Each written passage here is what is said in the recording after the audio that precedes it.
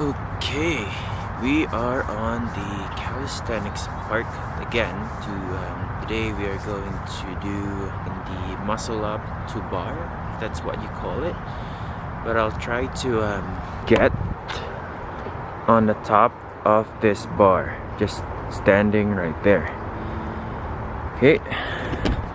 Well, I've never done that trick before, so um, yeah.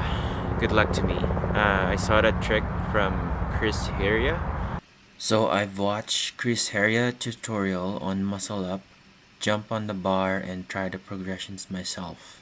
Link on the description below for the full video. This part is still easy for me because I don't do the muscle up yet, and I was able to figure out on how to bring my body up and pulling my body towards the bar. I had a hard time on this part because my body doesn't know how to go up after a muscle up. But I realized that you have to use your pelvis in pushing your body upwards and then pulling your body towards the bar after.